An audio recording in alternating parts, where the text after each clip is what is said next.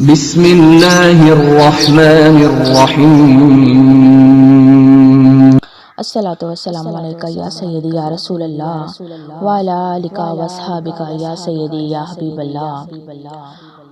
آج کے اپنی ویڈیو میں نبی پاک علیہ الصلوۃ والسلام کی شان بیان کروں گی۔ اللہ تعالیٰ نے قرآن مجید میں آپ علیہ الصلوۃ والسلام کی کیا شان بیان کی ہے، کچھ آیت مبارکہ کا ترجمہ بیان کروں گی۔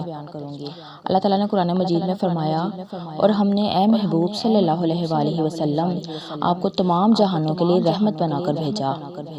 ایک اور جگہ اللہ تعالیٰ نے فرمایا کہ اے محبوب صلی اللہ علیہ وآلہ وسلم ہم نے آپ کو کوثر عطا فرمائی تو آپ اپنے رب کے لیے نماز پڑھیں اور قربانی دیں، بے شک آپ کے دشمن ہی بے نام و نشان ہوں گے۔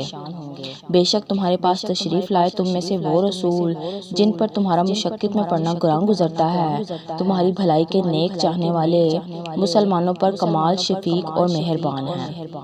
بے شک اللہ نے مسلمانوں پر بڑا احسان فرمایا کہ انہی میں سے ایک عظمت والا رسول بھیجا جو ان پر اس کی آیتیں تلاوت فرماتا ہے اور انہیں پاک کرتا ہے اور انہیں کتاب و حکمت کی تعلیم دیتا ہے، اور ضرور اس سے پہلے وہ کھلی گمراہی میں تھے۔ اور اللہ کی شان یہ نہیں کہ اے لوگو تمہیں غیب کا علم دے دے، ہاں اللہ منتخب فرما لیتا ہے اپنے رسولوں سے جسے چاہے، تو ایمان لاؤ اللہ اور اس کے رسولوں پر، اور اگر ایمان لاؤ اور پرہیزگاری کرو تو تمہارے لیے بڑا ثواب ہے۔ غیب کا جاننے والا تو اپنا غیب کسی پر ظاہر نہیں کرتا سوائے اپنے پسندیدہ رسولوں کے، اور ان کے آگے پیچھے فرشتوں کا پہرہ مقرر کر دیتا ہے تاکہ شیطان دخل اندازی نہ کر سکے۔ اور اے محبوب صلی اللہ علیہ وآلہ وسلم بے شک تمہاری خوب اخلاق بڑی شان کی ہے، اور ہم نے کوئی رسول نہیں بھیجا مگر اس لیے کہ اللہ کے حکم سے اس کی اطاعت کی جائے، اور اگر جب وہ اپنی جانوں پر ظلم کریں تو اے محبوب صلی اللہ علیہ وآلہ وسلم تمہارے حضور حاضر ہوں، پھر اللہ سے معافی چاہیں اور رسول ان کی شفاعت فرمائے تو ضرور اللہ کو بہت توبہ قبول کرنے والا پائیں گے۔ سبحان اللہ۔ اس آیت سے صاف ظاہر ہوتا ہے کہ رسول پاک صلی اللہ علیہ وآلہ وسلم کی کتنی اونچی شان ہے، کہ اللہ تعالیٰ نے فرمایا ہے کہ اے محبوب ہم نے کوئی رسول نہیں بھیجا مگر اس لیے کہ اللہ کے حکم سے اس کی اطاعت کی جائے، کہ اللہ حکم دے رہے ہیں کہ انبیاء کرام کی اطاعت کی جائے، تو اللہ تعالیٰ نے فرمایا کہ اللہ کے حکم سے اس کی اطاعت کی جائے۔ اگر وہ اپنی جانوں پر ظلم کریں، کوئی گناہ کر بیٹھے، کوئی غلطی کر بیٹھے، تو کیا کریں محبوب تمہارے حضور حاضر ہوں۔ سبحان اللہ۔ اس میں اللہ تعالیٰ نے حضور پاک صلی اللہ علیہ وسلم کو وسیلہ بنانے کا صاف بیان کیا ہے کہ اے محبوب اگر وہ کوئی گناہ کر لیں، اپنی جانوں پر ظلم کر لیں، تو وہ کیا کریں تمہارے حضور حاضر ہوں اور پھر معافی چاہیں مجھ سے، تو اگر رسول ان کی شفاعت فرمائیں گے، اگر رسول ان کے لیے معافی چاہیں گے، ان کی توبہ جو ہے وہ اللہ تعالیٰ سے کروائیں گے، تو اللہ تعالیٰ بہت توبہ قبول کرنے والا ہے۔ سبحان اللہ۔ اور جب ان سے کہا جائے کہ اللہ کی اتاری ہوئی کتاب اور رسول کی طرف آؤ اے محبوب صلی اللہ علیہ وآلہ وسلم، تو تم دیکھو گے کہ منافق تم سے منہ موڑ کر پھر جاتے ہیں۔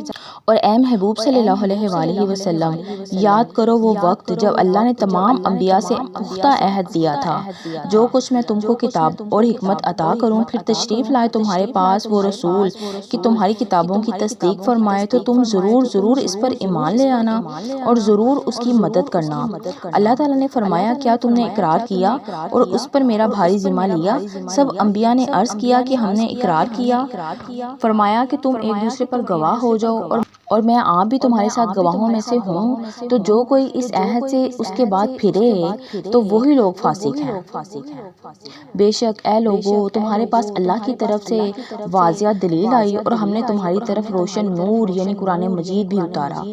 بے شک تمہارے پاس اللہ کی طرف سے ایک نور حضرت محمد صلی اللہ علیہ وآلہ وسلم آیا اور روشن کتاب یعنی قرآن مجید آئی۔ اور اللہ کی شان یہ نہیں کہ انہیں عذاب بھیجے جب تک اے محبوب صلی اللہ علیہ وآلہ وسلم تم ان میں تشریف فرما ہو۔ یہ غیب کی خبریں ہی ہیں جو اے محبوب صلی اللہ علیہ وآلہ وسلم ہم تمہاری طرف وحی کرتے ہیں۔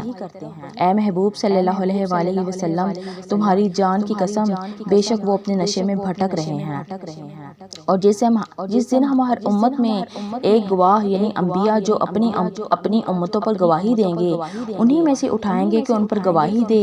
اور اے محبوب صلی اللہ علیہ وآلہ وسلم تمہیں ان سب انبیاء اور امتوں پر گواہ گواہ بنا کر لائیں گے۔ سبحان اللہ، یعنی نبی پاک کی شان اتنی ہے کہ تمام انبیاء پر بھی نبی پاک علیہ الصلوۃ والسلام کو گواہ بنا کر اللہ تعالیٰ لائیں گے۔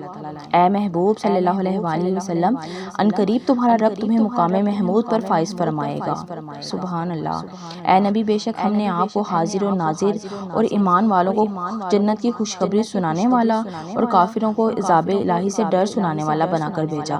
اللہ کے حکم سے اس کی طرف بلانے والا اور چمکا دینے والا روشن آفتاب ہیں۔ سبحان اللہ، اور اے محبوب صلی اللہ علیہ وآلہ وسلم، ہم نے تمہیں سارے عالم انسانیت کے لیے رسول بنا کر بھیجا، ایمان والوں کو اس کے فضل کی خوشخبری سنانے والا اور کافروں کو اس کے عدل کا ڈر سنانے والا، لیکن بہت سے لوگ نہیں جانتے۔ مجھے رسول صلی اللہ علیہ وآلہ وسلم کے اس فرمان کی قسم کہ میں اے میرے پروردگار، یہ لوگ ایمان نہیں لاتے تو ان سے درگزر فرما۔ سبحان اللہ، ہمارے نبی پاک کی شان اس قدر ہے کہ اللہ تعالیٰ قرآن مجید میں آپ علیہ الصلوۃ والسلام کی بار بار شان بیان کر رہے ہیں۔ اللہ تعالیٰ فرماتے ہیں، اے محبوب صلی اللہ علیہ وآلہ وسلم، بلا شبہ جو لوگ تمہارے ہاتھ پر بیعت کرتے ہیں وہ حقیقت میں اللہ ہی سے بیعت کرتے ہیں، اللہ کا ہاتھ ان کے ہاتھوں پر ہے۔ سبحان اللہ، یہ سورۃ الفتح کی آیت نمبر 10 میں اللہ تعالیٰ نے بیعت کے بارے میں فرمایا ہے۔ جو لوگ یہ کہتے ہیں کہ کسی کی بیعت نہیں کرنی چاہیے، وہ بھی غلط لوگ کہتے ہیں، کیونکہ اللہ تعالیٰ نے قرآن مجید میں صاف صاف فرما دیا ہے کہ نبی پاک علیہ الصلوۃ والسلام کی جس نے بیعت کی وہ حقیقت میں اللہ ہی کی بیعت کر رہے ہیں۔ وہ اللہ، نبی پاک علیہ الصلوۃ والسلام کا ہاتھ اللہ ہی کا ہاتھ ہے۔ اللہ تعالیٰ کے جو نیک بندے ہیں، اللہ تعالیٰ نے ان کی بیعت کرنے کے لیے بھی اللہ تعالیٰ نے فرمایا، کیونکہ وہ نیک بندے ہیں، وہ جو ہم لوگ گناہ گاروں کو پار لگوانے والے، وہ اللہ تعالیٰ کے محبوب اور ولی اللہ ہی ہیں۔ اللہ پاک ہمیں ان کے صدقے، اللہ پاک ہمیں نیکی کی راہ پہ چلنے کی توفیق عطا فرمائے اور ہمارے نبی علیہ الصلوۃ والسلام کی ہمیں شان پر عمل کرنے کی توفیق عطا فرمائے۔ درود پاک ہر درد کی دوا ہے، درود پاک پڑھتے جائیں، پڑھاتے جائیں۔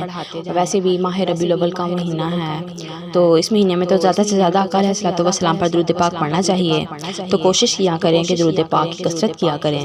اللہ پاک ہم سب کو اپنے حفظ و ایمان میں رکھے۔ وما علینا الا البلاغ المبین۔